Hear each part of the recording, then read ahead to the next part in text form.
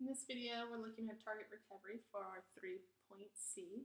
I can use properties of operation to multiply and divide rational numbers, knowing that what we're working here with is with multiplying and dividing, and rational numbers is just referring to basically any type of number that you've learned up to this point in school.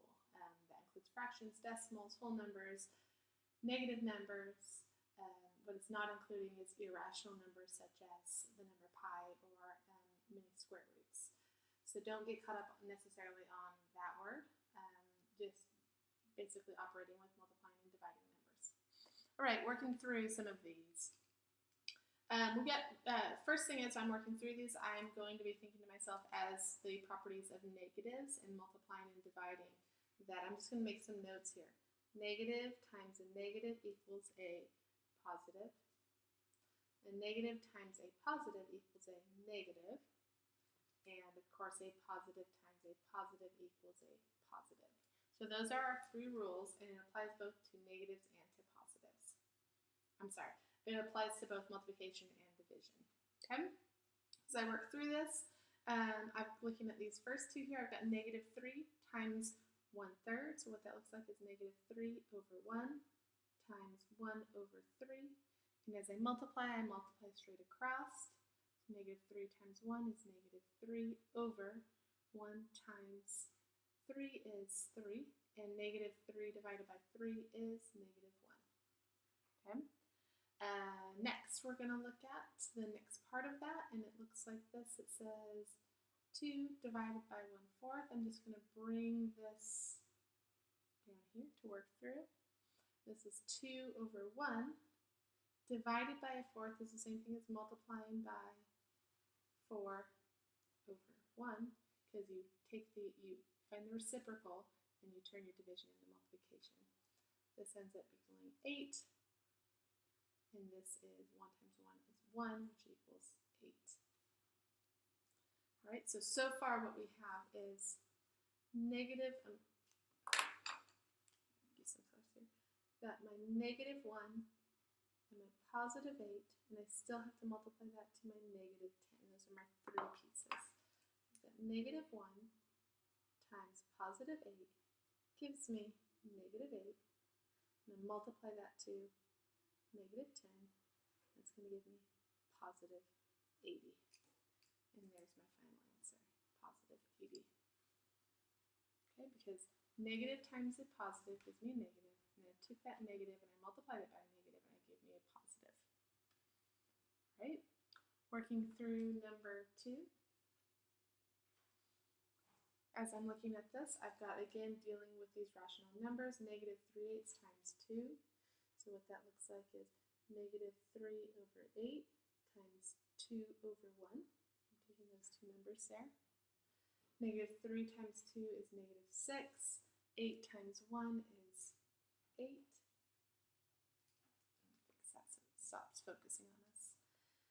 And so I've got negative 6/8. Now I can continue on with those numbers, or I can start to simplify them, and I can say, well, I can divide both of them by 2, and so that ends up equaling negative 3 over 4. Okay, I'm just going to stop us right there. So I just took that and simplified it, reduced it down to negative 3/4. I'm going to take negative 3/4. I'm going to multiply it to 1/8. I'm going to bring that here. Multiplying negative 3 times 1. Negative 3 over 8 times 4 is 32. Okay. And what I haven't done is multiply the 6. So times negative 6 over 1. And I've got 6 times 3, and they're both negative, so it's going to end up being positive. It's positive 18 over 32. So 18 over 32 is the answer. We can simplify that down, and I can divide both of those by 9. And that's 9 over 16. 9/16 is your answers.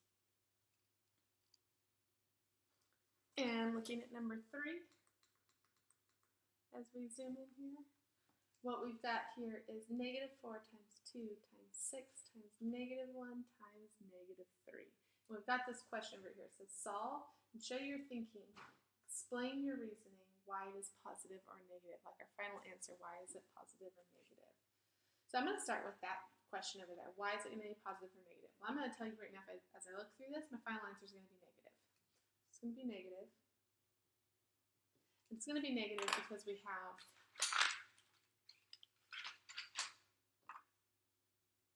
one, two, three negatives. So anytime we have an odd number of negatives and we're multiplying or dividing them all together, we're going to end up with a negative. If I look down here, I've got 1, 2, 3, 4. I've got 4 negatives. I've got a positive number, an even number of negatives, so therefore I'm going to have a positive answer. So this is going to be positive because there's an even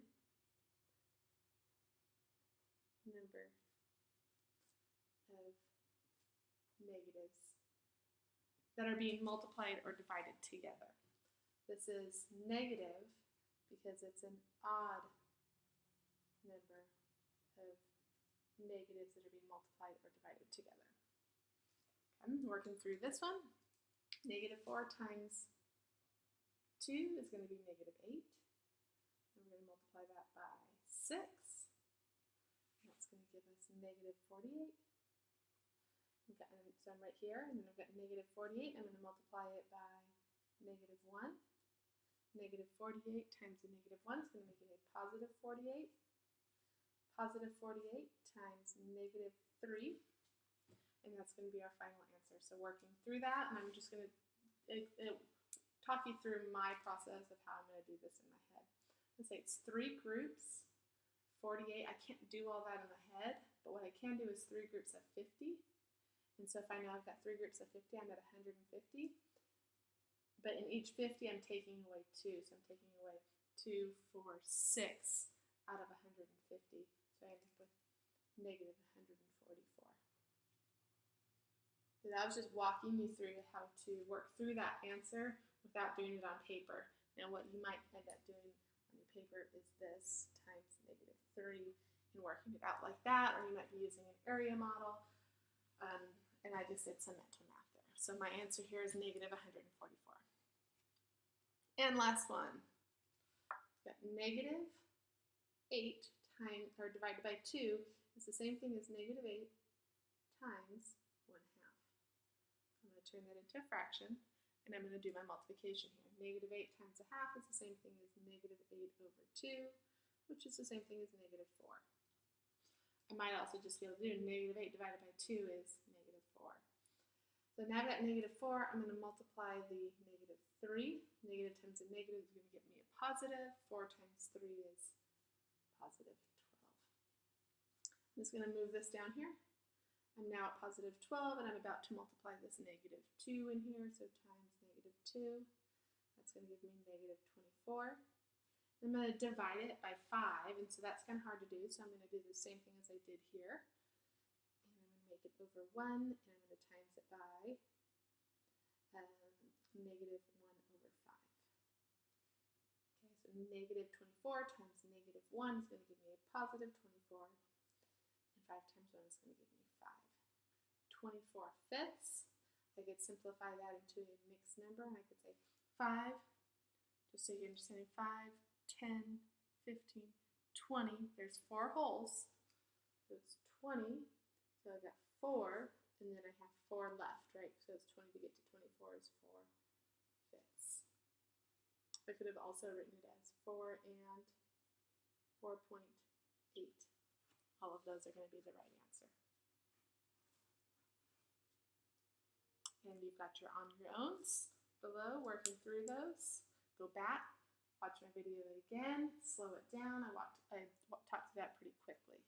So go back and look through it again, making your notes, maybe some questions you might need to be asking.